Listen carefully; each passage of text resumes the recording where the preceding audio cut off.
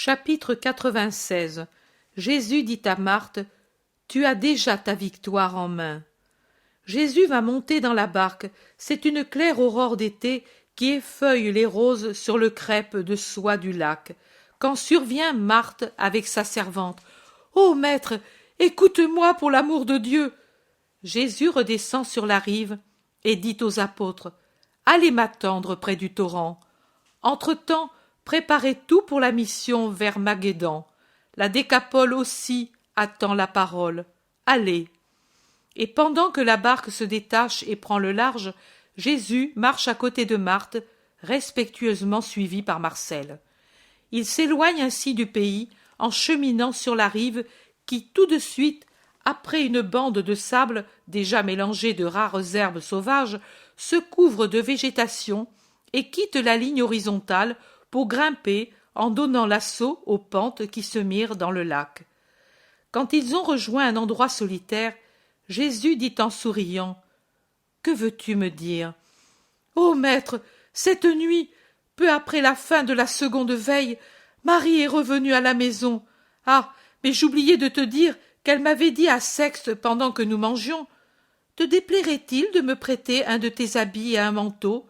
Ils seront un peu courts, mais je laisserai le vêtement flou et je descendrai le manteau. » Je lui ai dit: « Prends ce que tu veux, ma sœur. » Et le cœur me battait très fort parce que, auparavant, dans le jardin, j'avais dit en parlant à Marcel: « Au crépuscule, il faut être à Capharnaüm, car le maître parle à la foule ce soir. » Et j'avais vu Marie sursauter, changer de couleur, ne sachant plus rester en place, mais elle allait et venait, seule comme une âme en peine, agitée, sur le point de décider, et ne sachant pas encore ce qu'accepter, ce que repousser.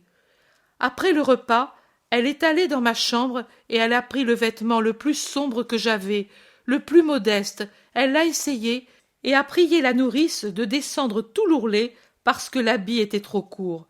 Elle avait essayé de le faire par elle-même, mais avait reconnu en pleurant: « Je ne sais plus coudre, j'ai oublié tout ce qui est utile et bon. » Et elle m'a jeté les bras autour du cou en me disant: « Prie pour moi. » Elle est sortie seule, au crépuscule.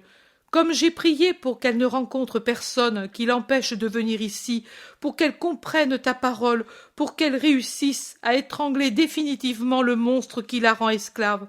Regarde, j'ai ajouté à ma ceinture ta ceinture bien serrée sous l'autre, et quand je sentais la pression du cuir dur sur ma taille qui n'est pas habituée aux ceintures si rigides, je disais: « Lui est plus fort que tout. » Et puis, avec le char, on a vite fait, puis nous sommes venus, Marcel et moi.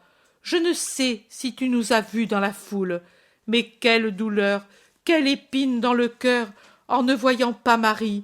Je pensais: elle a regretté, elle est revenue à la maison, ou bien elle s'est enfuie, ne pouvant plus résister à mon autorité qu'elle avait réclamée. Je t'écoutais, et je pleurais sous mon voile. Ces paroles paraissaient faites pour elle, et elle ne les entendait pas. Je pensais ainsi, moi qui ne la voyais pas. Je suis revenue à la maison découragée. C'est vrai, je t'ai désobéi parce que tu m'avais dit: « Si elle vient, attends-la à la maison. » Mais considère mon cœur, maître, c'était ma sœur qui venait vers toi.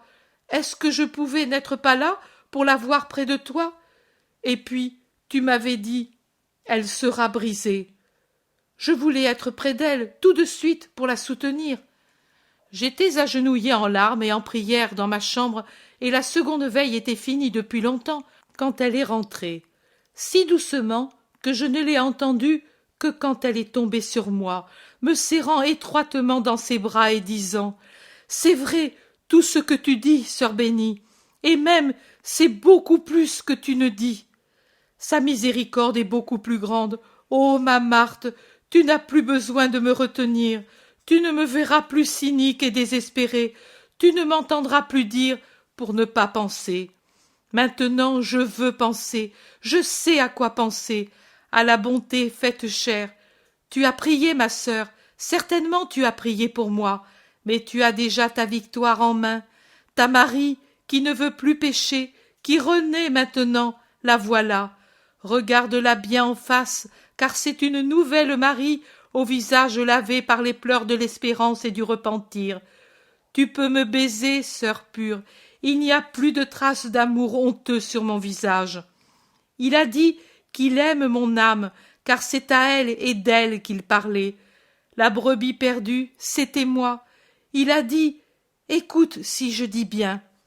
Tu la connais, la manière de parler du Sauveur. Et elle m'a répété, mais parfaitement, ta parabole. Elle est si intelligente, Marie, bien plus que moi. Elle sait se rappeler.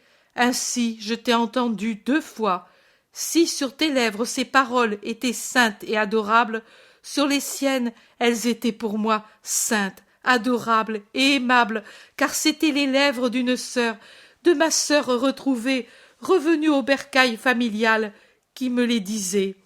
Nous sommes restées embrassées, assises sur la natte du sol, comme quand nous étions petites et que nous restions ainsi dans la chambre de maman, ou bien près du métier où elle tissait ou brodait ses splendides étoffes.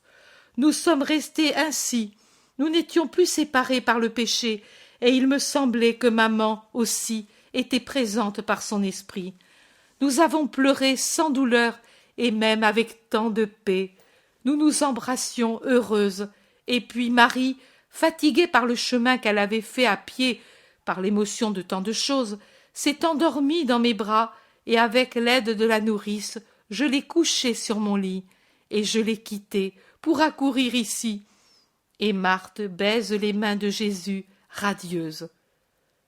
Je te dis, moi aussi, ce qu'a dit Marie. Tu as ta victoire en main. Va et sois heureuse.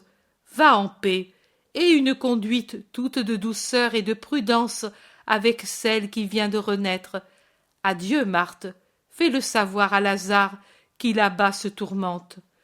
Oui, maître, mais Marie, quand viendra-t-elle avec nous, les disciples?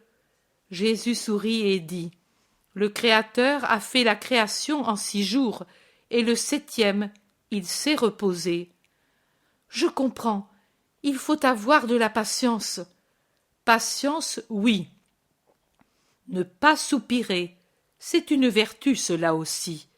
La paix à vous, femmes, nous nous reverrons bientôt. Et Jésus les quitte pour aller vers le lac où la barque attend près de la rive.